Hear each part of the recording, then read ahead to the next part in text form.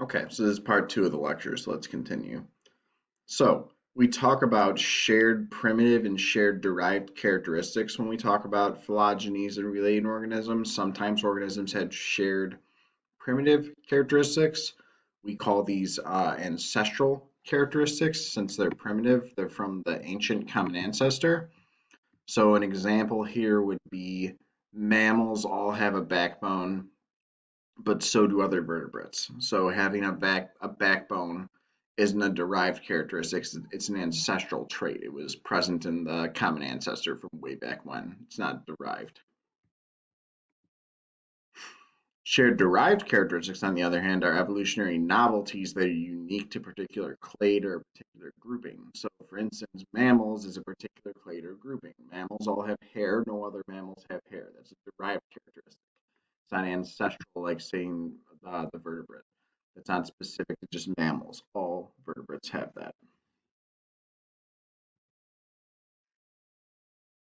It says the form of a character that was present in the common ancestor is called ancestral. I already went over that. The variant forms of the character that arose later and that are specific to those clades, we call those derived characteristics. When we talk about what a clade is, we're saying the organisms or subspecies that share derived characters that form a subset within a larger group. So, for example, mammals are part of vertebrates. Okay, they are a clade inside of vertebrates.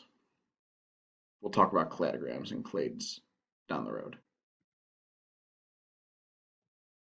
This is an example of a phylogeny, okay? It says the nested hierarchy of clades can be represented as a cladogram that is based on shared characteristics. So here they show you some clades, for example. This is a clade in the yellow, this is a clade in the green, this is a clade in the pink, okay? What this shows you when you're reading this tree or this cladogram is it shows you where a trait evolved and anything past that has that trait. So vertebrates and jaws would be down here. This would be an ancestral characteristic because all of these clades have vertebrate and jaws, right? Bass has it, lizard, horse, monkey. Four legs or amniotic eggs, you get a little bit more specific. That would be lizard, horse, and monkey.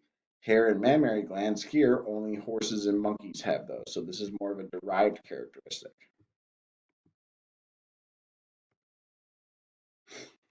When we talk about phylogenies or phylogenetic trees, it's similar to cladograms. It's another way of representing evolutionary relationships. The branches on these represent real lineages that occurred in the past. That's different from a cladogram when you could just sort organisms or groupings based on traits. If you have a phylogeny or a tree of life, you actually have to show real lineages that occurred in the past or how these organisms evolved. So that includes information about their ancestors, the duration of their lineages or how long for those evolutionary lines, and the amount of change that's occurred over time.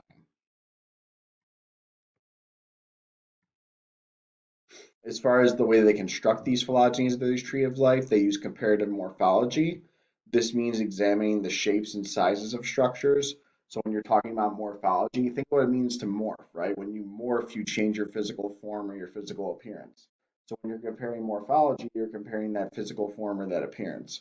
Comparative biochemistry, you're looking at things like amino acids and nucleotides. Cytology, you're looking at the chromosomes, the shape, the size, the number, how they look, etc. If we want to talk about some things in cladistics, we talk about different groupings. Monophyletic, polyphyletic, and paraphyletic will be the three that we focus on. What does the word mono mean? Mono means one, right? So a monophyletic grouping signifies that this contains the ancestor and all of its descendants. So we have one ancestor down here. We trace that with the green lines, right? We include all of the ancestors. This is a monophyletic grouping, one common ancestor and all of its descendants. When we talk about paraphyletic groupings, we're talking about groupings that consist of an ancestral species and some, but not all of the descendants. So when it's paraphyletic, we have the one common ancestor again, right?